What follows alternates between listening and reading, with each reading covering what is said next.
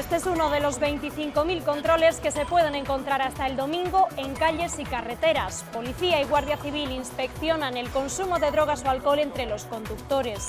En 2015, más de 105.000 dieron positivo en estos análisis. ¿Qué tal están? Buenas tardes. Hoy, dos exconsejeros de Sanidad de Castilla y León han dado explicaciones sobre el supuesto sobrecoste del Hospital de Burgos. El último en hacerlo, Álvarez Guisasola, ha asegurado que hubo seguimiento y control de las obras. Reuniones, escritos, a veces no muy amables por nuestra parte ni por ellos, amenaza de recursos, o sea que nosotros estamos muy pendientes, digamos, de la obra. Albert Rivera no estará en un gobierno con Mariano Rajoy. En el PP aseguran que cambiará de opinión tras las elecciones, pero él ha vuelto a negarlo esta tarde en Valladolid. Ha sido una visita express. En menos de 3 horas, el líder de Ciudadanos se ha reunido con médicos y con asociaciones de discapacitados para conocer sus propuestas de cara a la campaña.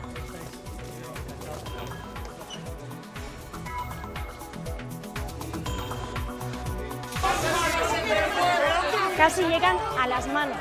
Los vecinos de Valdestillas, en Valladolid, han interrumpido así de tensos el pleno del ayuntamiento para defender a su alcalde. PP y Ciudadanos habían pactado una moción de censura para echar al edil socialista, pero han tenido que posponerla.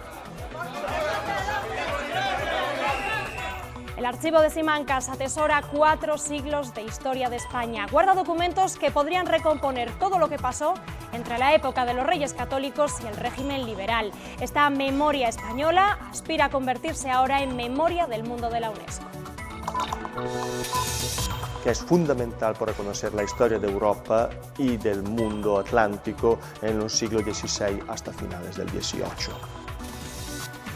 Prepárense para el calor. Mañana los termómetros seguirán subiendo hasta los 31 grados en puntos del centro y del oeste de la comunidad.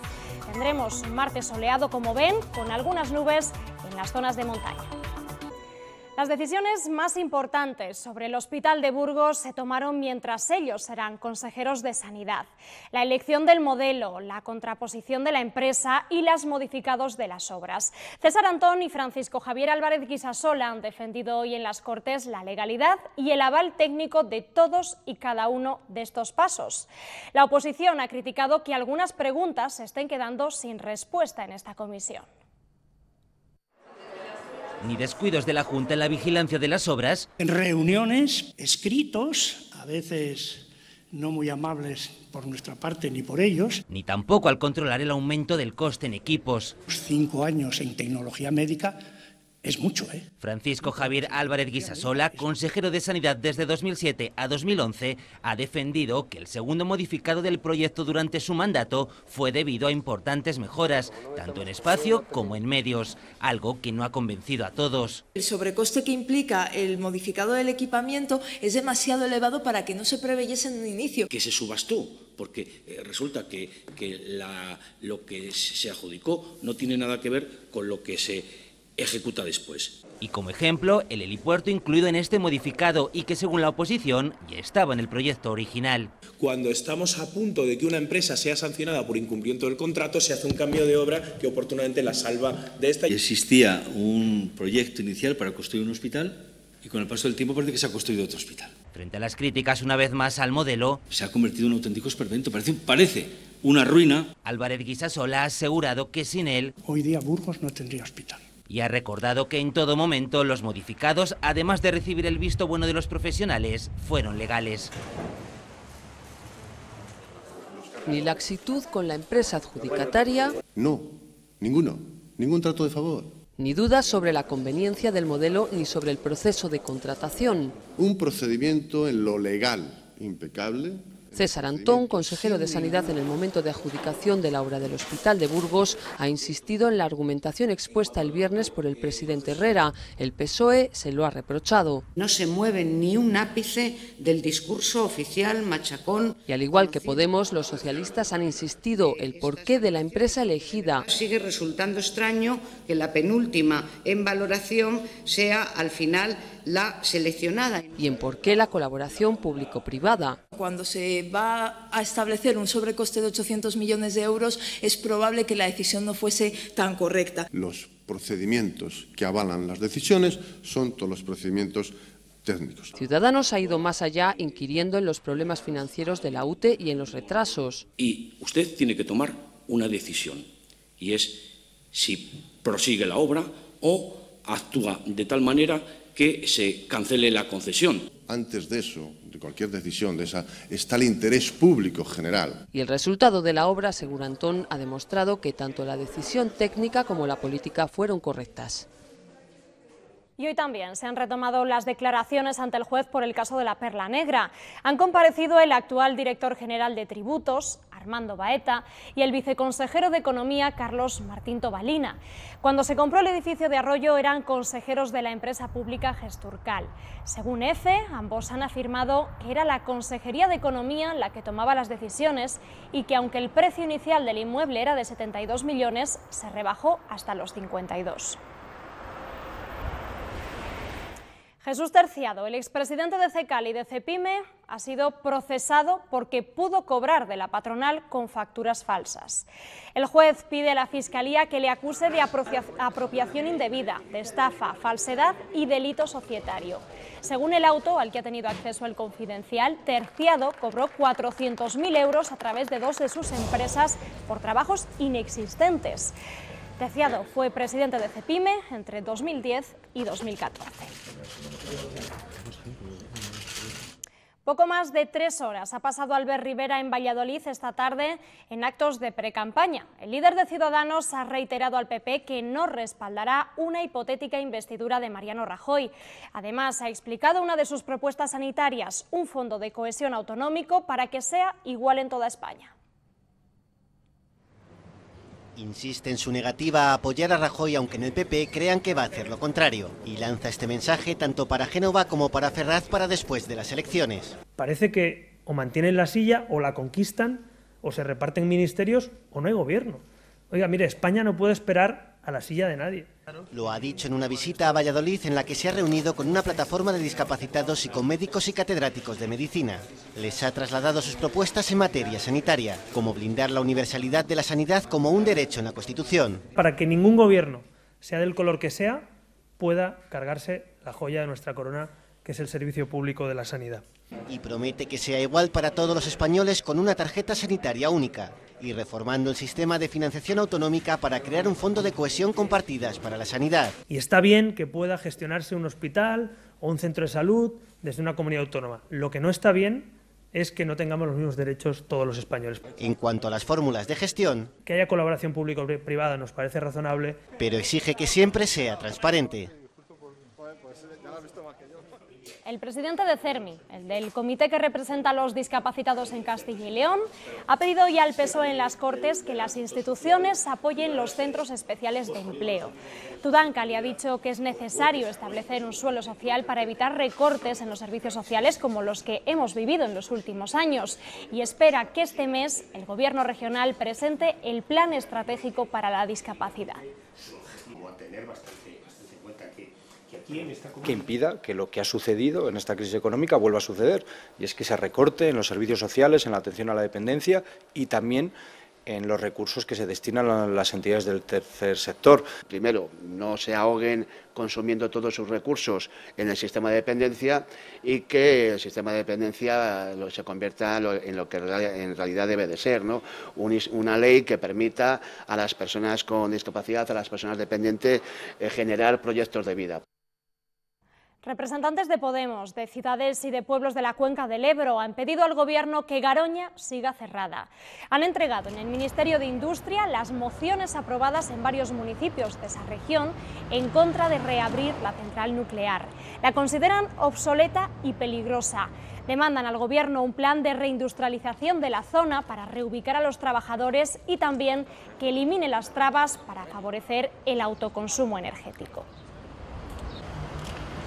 Se pide al Ministerio de Industria desde los municipios de la cuenca del Ebro que Garoña no se reabra, que haya un apagón nuclear definitivo en Garoña, que el Consejo de Seguridad Nuclear abandone sus planes de reabrir Garoña y por eso estamos aquí, para poner de manifiesto el clamor. Es una zona en la que hay concesiones de fracking y consideramos que eso es un grave problema a la hora de que pueda aumentar el peligro de movimientos sísmicos con una central nuclear como Garoña. Unidos Podemos apuesta por una transición energética que reduzca el uso del carbón, pero de forma progresiva. Esta es una de las propuestas que ha explicado hoy Jorge Uxó, el responsable de la política económica de Podemos, en unas charlas organizadas por Promecal en Segovia. Uxó considera más urgente crear empleo de calidad y corregir las desigualdades que rebajar el déficit por debajo del 3%, como exige Bruselas. Propuesta de política económica que aprobó el año pasado el Partido Popular. La necesidad de una transición energética en el caso de la economía española hacia energías limpias, renovables y, por tanto, es fundamental ir avanzando simultáneamente en estas dos direcciones. Pero, insisto, cualquier paso que se dé en este sentido debe hacerse asegurando la situación de las personas afectadas. El paro sigue siendo nuestro principal quebradero de cabeza. Según el barómetro del CIS del mes de mayo, a más del 75% de los encuestados lo que más les preocupa es el desempleo. En segundo lugar, la corrupción y el fraude. Y en tercero, la situación económica. Sobre otras cuestiones de actualidad llama la atención la respuesta de los ciudadanos. La falta de gobierno, por ejemplo, solo preocupa al 5% de los españoles y la crisis de los refugiados solo es el principal problema para el 0,4% de la población.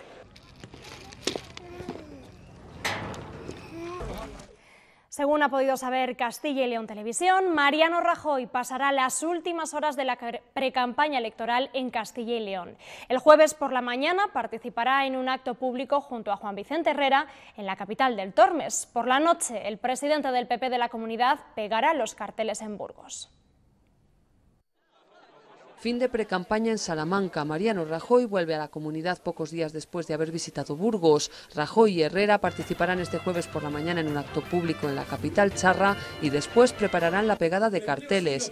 Juan Vicente Herrera iniciará la carrera en Burgos y después de haber pasado por todas las provincias de la comunidad, cerrará campaña en Palencia. Será, dicen sus organizadores, una campaña austera y coordinada con la nacional que se presentaba este lunes en Génova. Pegada a la calle, pegada a los pueblos y ciudades de España, de contacto directo con los ciudadanos. Rajoy arrancará y cerrará en Madrid y está previsto que el gran mitin central sea en Málaga. Desde el PP no confirman la presencia del expresidente Aznar en ningún acto, aunque aseguran que no necesita invitación y aunque no habrá publicidad exterior, sí se aprovechará el mailing para que Rajoy envíe un mensaje a cada votante. Le adelanto que es una carta clara, directa y con un registro de mensaje, pues me atrevo a decir, novedoso. El lema de campaña será a favor del empleo, a favor del crecimiento económico, a favor de bajar los impuestos. Y más allá de vídeos,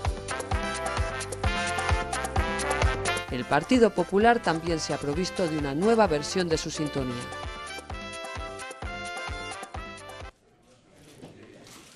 El vicesecretario de Política Autonómica y de Ayuntamientos del PP, Javier Arenas, ha asegurado en Burgos que su partido es el voto útil de los moderados y cree que obtendrán más apoyo que en diciembre. En ese sentido, considera que en campaña electoral convencerán a los indecisos y a los que no apoyan que el Partido Socialista se haya acercado al radicalismo. En una reunión con medio centenar de alcaldes burgaleses ha defendido el papel de las diputaciones y las políticas del Partido Popular en el medio rural. Viven en municipios grandes, pues es fundamental. Y Pedro Sánchez vuelve a tirar de Andalucía para espolear a sus votantes. Hoy ha reconocido que una parte del electorado socialista está desanimado y hay que activarlo. Su campaña la va a centrar en Madrid y en otras 16 provincias y cerrará en Sevilla. Esta mañana en Huelva ha pedido que nadie se quede en casa y que el 26 de junio elijan la papeleta del cambio que, según él, representa el PSOE. A estas horas participa en Jerez en un acto junto a Susana Díaz, a la que escuchamos ahora mismo en directo. Pagando el 80% de lo que cuesta. Pero ¿sabéis lo que no puedo hacer como presidenta de Andalucía? Devolverle la dignidad a las cuidadoras que le arrancó para que no cotizaran a la Seguridad Social. Eso lo tiene que hacer Pedro Sánchez y lo tiene que hacer desde la Moncloa. Darle a Andalucía lo que le corresponde, su 50%, y darle dignidad a las cuidadoras? ¿Por qué no lo merecen? ¿Quién de vosotros no tiene cerca a alguien que atienda a sus mayores? ¿Quién de vosotros no tiene cerca? Era su primer acto público como matrimonio electoral y ha traído cola. Ni una palabra fuera y sí todas dentro del desayuno informativo. Garzón ha ejercido de telonero de Iglesias, número 1 de Unidos Podemos, y se ha deshecho en halagos a su esfuerzo por unir ambas formaciones. Sin embargo, las palabras de Iglesias situando a Podemos en la nueva socialdemocracia a punto han estado de comprometer a Garzón y han dado pie a esta cadena de matizaciones. Ese nuevo espacio, que a mi juicio no tengo problema en ponerle una etiqueta, socialdemócrata, que se abre y que nosotros queremos ocupar. ¿Cree usted que Alberto Garzón se siente cómodo definiéndose como la nueva socialdemocracia? Marx y Engels eran socialdemócratas. Yo estoy perfectamente cómodo en esta confluencia, lo que os puedo decir y es lo que he dicho otras veces. El lunes que viene se cumple un año de la constitución de los ayuntamientos y en algunos, en pocos, ya ha habido cambio de gobierno. En otros lo han intentado, pero la oposición vecinal lo ha impedido. Eso es lo que ha pasado esta mañana en Valdestillas, en Valladolid. El enfrentamiento de los vecinos ha evitado que se celebrase la moción de censura pactada por PP y Ciudadanos para enviar al alcalde socialista a la oposición. Gritos, acusaciones, duros reproches. Así se ha desarrollado el pleno en el que se iba a ejecutar la moción de censura contra el actual equipo de gobierno de Valdestillas, capitaneado por el socialista Jesús Román. Después de 3/4 de hora de mucha tensión, el anuncio. Se suspende. No tiene sentido impedir un pleno. Yo entiendo que los vecinos tienen derecho a manifestarse su indignación. La Guardia Civil ha dicho que nos sacaba a nosotros si hacía falta, que no podían desalojar el pleno, supongo que dentro de las funciones que les marca su forma de trabajar. Los vecinos han acusado duramente a Alberto Sanz, quien será el nuevo alcalde cuando se celebre el pleno, con fecha aún por determinar. No lo tenemos claro, vamos a hacer las consultas. La mesa de edad, que está compuesta por dos ediles de Ciudadanos, pues decidirá cuándo se celebra. Ambos incluso han protagonizado un momento de tensión cuando Sanz ha cerrado los micrófonos en el salón de plenos mientras hablaba un vecino. El todavía alcalde ha vuelto a abrirlos. Yo entiendo que el pleno tiene que ser público porque los vecinos tienen derecho a oírnos y nosotros tenemos derecho a expresarnos. Lo que no puede decidir es 15 exaltados. El pueblo tiene que estar ahí, es decir, que a puerta cerrada yo no lo concibo. Ni siquiera la mediación del secretario provincial del PSOE y la portavoz socialista en la Diputación de Valladolid han apaciguado los ánimos. Los vecinos recuerdan que hace muchos años también se registró una moción de censura en el pueblo y no se pudo celebrar por este mismo motivo.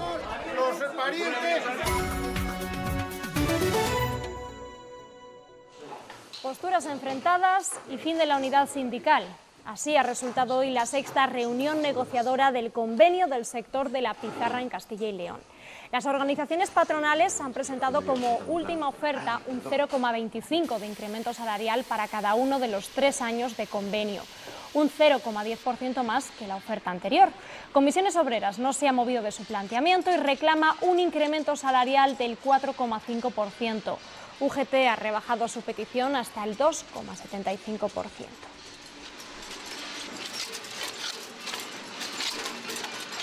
...16 años lleva funcionando el Programa Operativo de Lucha contra la Discriminación Laboral. Hoy las 4 entidades que colaboran han hecho balance. En este tiempo, más de 84.000 personas han sido atendidas y se ha conseguido 28.000 contratos para ellos. Inmigrantes, personas con discapacidad, de etnia gitana y en situación de exclusión social siguen teniendo problemas a la hora de incorporarse al mundo laboral. Sí que es cierto que la imagen social de determinados colectivos en situación de exclusión o de vulnerabilidad social todavía sigue siendo un lastre para todos ellos.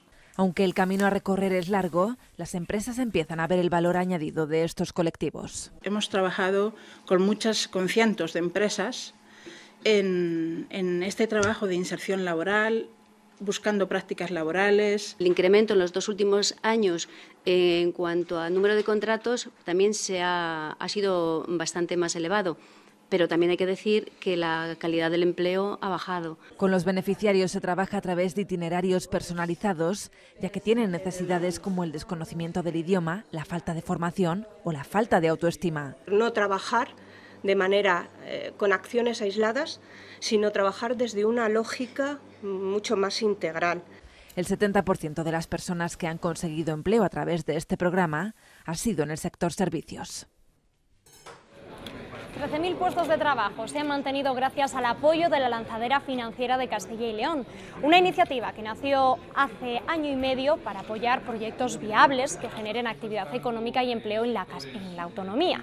Hoy la Consejería de Hacienda ha hecho balance de esta plataforma que en 6 meses ha atendido 925 proyectos empresariales, de los que se han apoyado el 85%. Casi 1.000 iniciativas han podido mantenerse o ponerse en marcha gracias a esta lanzadera, que además permite a las entidades bancarias compartir riesgos tras la crisis. Lo más importante es el riesgo, porque después de haber pasado una crisis donde el endeudamiento ha sido un factor desequilibrador total de la economía, pues claro, los bancos tienen más aversión al riesgo. Ahí es donde entran en juego los instrumentos de la lanzadera, capitalizando el proyecto, dándole un aval, una subvención, de manera que lo que se pida al banco ya sea menos y que comparta riesgos con la Junta de Castilla y León.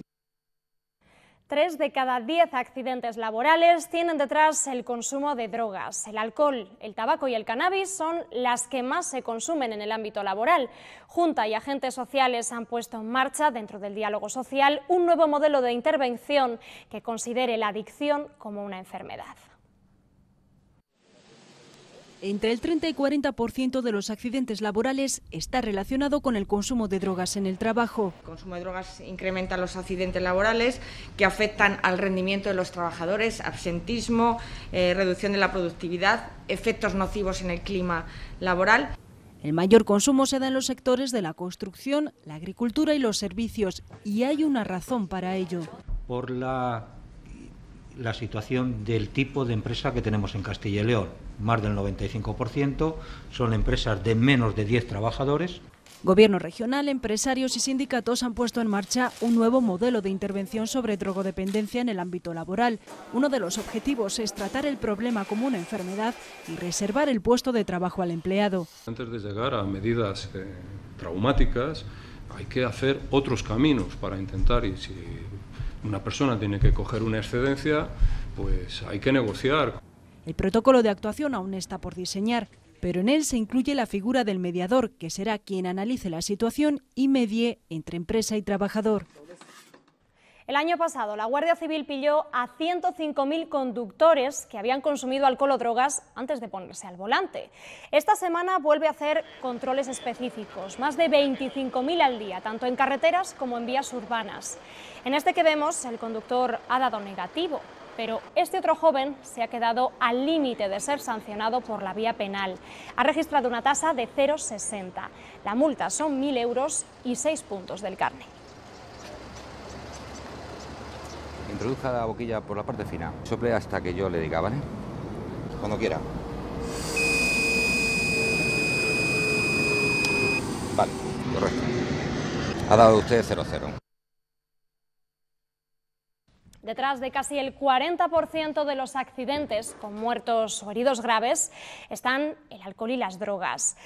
Hoy nos acompaña en plató Gloria García, que es directora y psicóloga de Stop Accidentes. Buenas tardes, Gloria, ¿cómo estás? Hola, buenas tardes.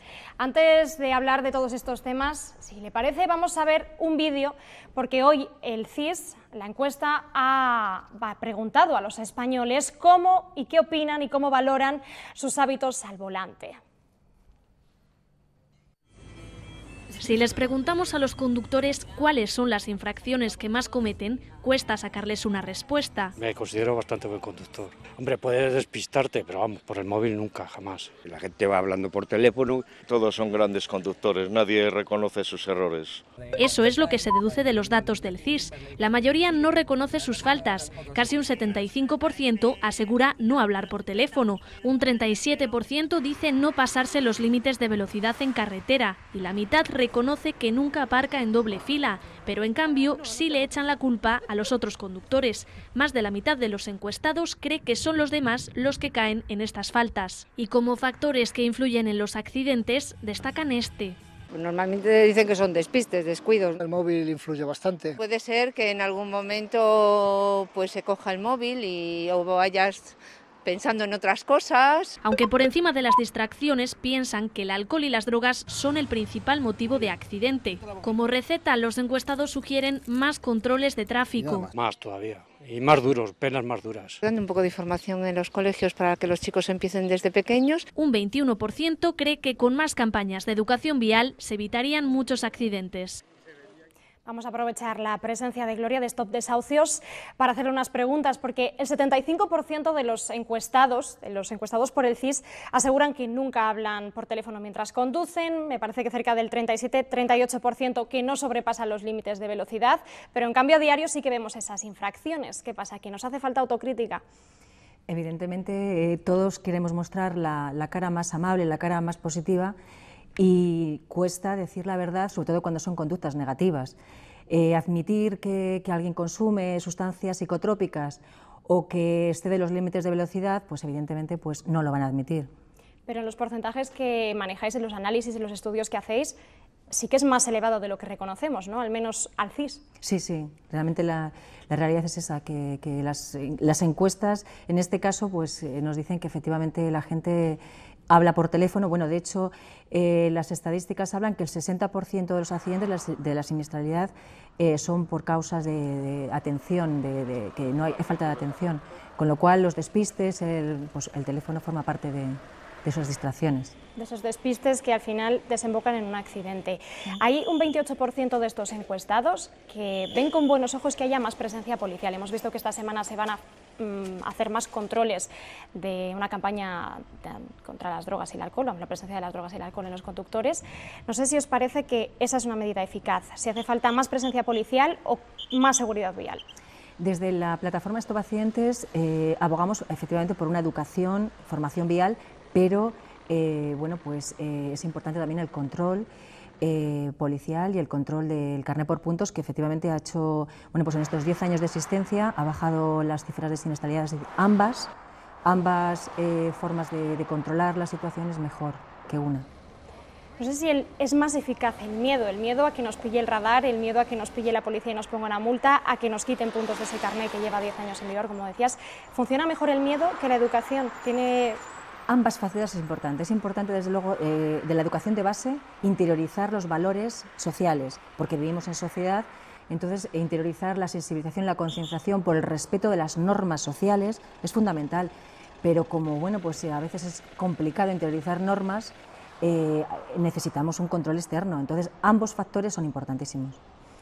Hemos llegado a tocar suelo en accidentes con víctimas mortales, pero en los últimos meses, en el último tiempo, ha vuelto a subir. ¿Por qué? Bueno, pues parece, según los expertos, que la efectividad del carné por puntos, en estos 10 años ha sido eficaz. En el 2006 teníamos un número de víctimas de 4.000 personas, de 4.000 víctimas, y hemos bajado a 1.686 el año pasado, que son efectivamente una brutalidad. Tenemos el proyecto del 2020 dejar 0 víctimas y hay que seguir luchando, porque el carné por puntos hay que añadir nuevas medidas, porque puede ser que haya bajado lo máximo que pueda hacer, ¿no?, el carné por puntos. Otras medidas más eficaces. Otras medidas más eficaces. Gracias, Gloria, por acompañarnos. De nada, muchas gracias.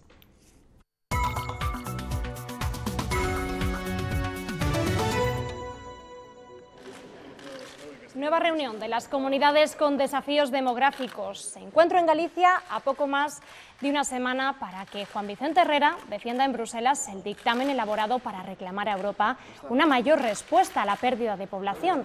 Además, reclaman al Gobierno de España la puesta en marcha de un fondo que afronte el envejecimiento de la población y el impulso de las políticas de natalidad. Quieren también una gestión común de los flujos migratorios.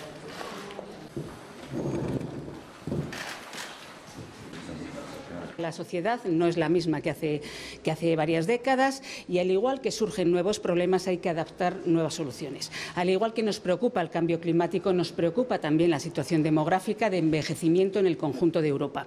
Nosotros, como comunidades autónomas, queremos liderar ese movimiento en Europa. Si hemos sido capaces de estimular el interés del Comité de Regiones de la Unión Europea, tenemos que ser capaces de estimular el Consejo de Política Fiscal y Financiera y de plantearle al Estado la necesidad de que se tome muy en serio el cambio demográfico. 4 centros educativos de la comunidad no abrirán sus puertas el próximo curso en septiembre. En la provincia de Palencia cerrarán las escuelas infantiles de San Cebrián de Campos y Bellamoronta. Además, en Monsagro, en Salamanca, también desaparece el centro, al igual que el de Santa Crolla de Tera, en Zamora. La Junta explica que se suprimen por falta de alumnos. Por ese motivo también se reorganizarán otros 7 en León y en Segovia para aprovechar mejor los recursos. Más del 80% de las urgencias del hospital por asuntos de los ojos se podrían tratar en la atención primaria. La Consejería de Sanidad ha comprobado cómo muchas de las visitas por problemas oftalmológicos los podrían tratar los médicos de cabecera sin necesidad de saturar las urgencias hospitalarias. Para mejorar esa atención, la Consejería ha presentado la Guía de Urgencias Oftalmológicas para que se agilicen también los tratamientos. Un paso más, por lo tanto, en la progresiva continuidad y mejora de la coordinación entre los médicos de familia y los oftalmólogos, entre la enfermería de primaria y la del hospital, que aprovecha además en el proyecto de investigación las tecnologías de la comunicación y que en definitiva pues yo creo que va a redundar en mejoras. El Hospital Clínico de Salamanca se ha convertido en el referente de todo el Sistema Nacional de Salud en cardiología. Por primera vez, un centro hospitalario integra en un servicio técnicas de alta resolución de imagen con las últimas novedades en intervención. De esta forma, se mejora el diagnóstico, se hace un tratamiento más eficaz y se reducen las listas de espera. El Hospital Clínico de Salamanca da un salto adelante en su servicio de cardiología y se convierte en el primero de todo el Sistema Nacional de Salud en integrar en un mismo espacio las técnicas de imagen más avanzadas para el diagnóstico de enfermedades cardíacas con técnicas punteras de intervención no invasiva. Todo gracias a una resonancia magnética, un TAC y 3 ecocardiogramas. Hoy en día la imagen cardíaca es fundamental en la mejora del diagnóstico y también del tratamiento del paciente. Incorpora por primera vez una resonancia y un TAC en sus experimentos. Entonces nosotros hemos sido el primer hospital a nivel español y eso no hay ninguna duda. Por eso en Salamanca, gracias a convenios con empresas privadas de tecnología y farmacia, se van a poner en marcha dispositivos que tardarán en llegar a otros hospitales. El avance en políticas de innovación e incluso en unidades de innovación en nuestros hospitales que nos permitan atraer inversiones también de la industria tecnológica, de la industria farmacológica, al servicio de la sanidad pública y al servicio de nuestros pacientes. Avance que se suma a éxitos recientes, como la primera implantación en España de manera percutánea por la Ingle de un dispositivo para prevenir accidentes cerebrovasculares que se desarrolló en enero. Casi un 60% de los abuelos cuida de sus nietos y aunque ellos lo hacen encantados, eso les pasa factura porque les genera tensiones. Este taller que van a ver ahora, que se imparte en la Universidad de Valladolid, les ayuda a liberarse y refuerza su sentido del humor. Alguno pensará que ya se les ha pasado la edad de jugar con globos. Ellos forman parte de la Universidad de la Experiencia y en este taller se desmelenan, pero para trabajar el sentido del humor y el optimismo. Lo hacemos pues a través de la metodología del juego, de las canciones, del baile y de pasarlo también bien. Queremos ser optimistas y queremos divertirnos, superar las cosas, las partes negativas y llevar mejor la vida. En esta terapia grupal solo hay 2 requisitos: tener más de 50 años. No hay muchas diversiones para nuestras edades. Y enfundarse una sonrisa durante estas 2 horas. Buscar la felicidad en algo que no lo tenemos y no lo sabemos buscar si no hacemos algo así. Estamos bastante presa de las preocupaciones y del día a día no tenemos muchos elementos de diversión y la verdad es que lo que hago aquí es intentar que las personas lo vivan desde dentro. A su edad deberían llevar una vida relajada, pero según un estudio de una fundación dedicada al envejecimiento saludable, el 59% de los abuelos se involucra en el cuidado de sus nietos y un 10% ayuda económicamente a sus hijos. Todas esas cargas las apartan aquí, donde le ponen una actitud positiva a la vida. La mitad de las universidades españolas tiene plenamente integrado en sus órganos de gestión la responsabilidad social. Es al menos lo que dice un estudio realizado por el Grupo Ingeniería y Gestión Responsable de la UBU. Su número ha aumentado un 22% en los últimos 5 años y es notablemente superior al de los centros públicos que en los privados. Estamos reinventando la industria de los servicios. Grupo Norte. Nuestra pasión, crear soluciones.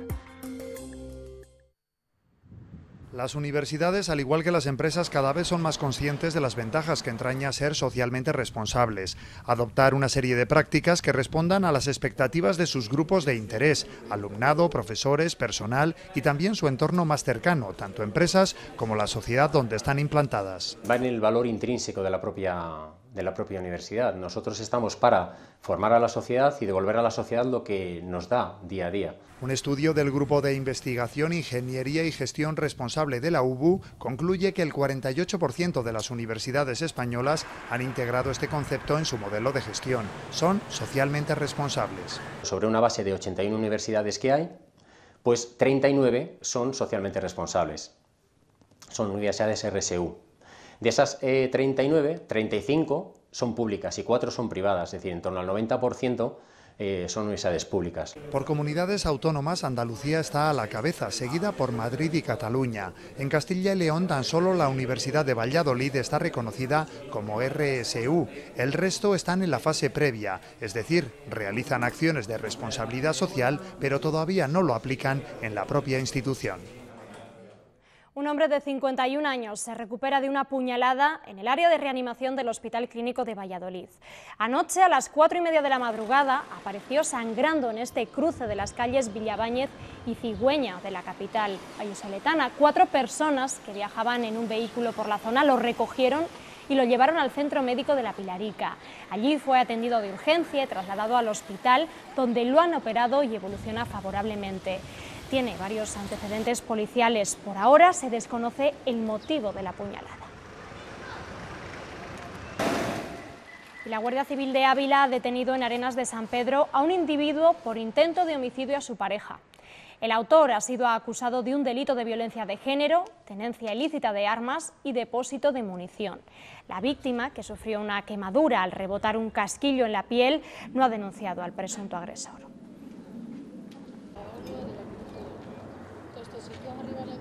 Y seguimos con más detenciones, en este caso la de un joven francés en Ucrania que preparaba 15 atentados durante la próxima Eurocopa en Francia. El detenido, de 25 años, portaba en su furgoneta lanzagranadas, fusiles de asalto, decenas de detonadores y 125 kilos de dinamita, con los que quería atacar lugares de culto musulmanes y judíos y también edificios públicos. Además, estaba intentando conseguir más armas. En su casa en Francia se han hallado explosivos y una camiseta con símbolos ultraderechistas. Ávila recuerda la figura del historiador y político Claudio Sánchez Albornoz y lo hace en un lugar emblemático como el Archivo Histórico Provincial a través de un busto. Un homenaje que ha servido para reunir a buena parte de su familia en la capital abulense. Nada más entrar al Archivo Histórico Provincial de Ávila, los visitantes podrán ver este busto realizado en homenaje a don Claudio Sánchez Albornoz, una obra realizada por José Luis Pajares hace más de 30 años que ahora ve la luz en un lugar en el que se encuentra gran parte del legado de don Claudio, un reconocimiento que ha reunido a 4 generaciones de la familia. Digamos que hay una camada de grandes archiveros, y no solamente de España, sino también en el resto del mundo, que han sido alumnos de él y han sido impulsados, digamos, a esa carrera. Si un día el planeta perdiera la memoria, ¿qué pasaría? La UNESCO ya ha pensado en esta posibilidad y desde el año 92 está trabajando en el registro de la memoria del mundo. Ahí dentro están los documentos más importantes para explicar la historia de la humanidad.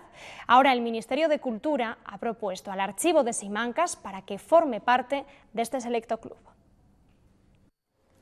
Si un extraterrestre aparcase su nave espacial aquí, en el Archivo de Simancas, y entrase a esta sala, podría enterarse de 4 siglos de historia de España y de gran parte de Europa y del mundo. Después del Vaticano, sea sin duda alguna el archivo que contiene documentación de todos los continentes. Ellos no son extraterrestres, pero son extranjeros, historiadores venidos de medio mundo para pisar la tierra prometida de los que se dedican a la historia. Simancas tiene un estatus casi mítico entre los historiadores británicos o estadounidenses. Es fundamental para conocer la historia de Europa y del mundo atlántico en los siglos XVI hasta finales del XVIII. Semejante colección de historia se merecía un reconocimiento. Por eso el Ministerio de Cultura ha propuesto a este archivo para formar parte del Registro de la Memoria del Mundo.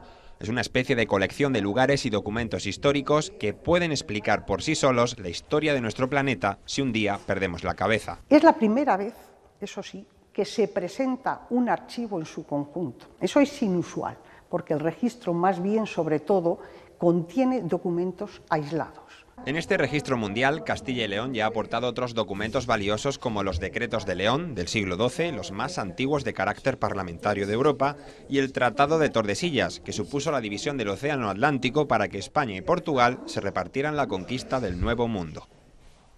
13 kilómetros de estanterías con documentos guarda el archivo de Simancas. Después de esta noticia nosotros nos vamos, pero la información continúa en nuestra web. Feliz noche. Adiós.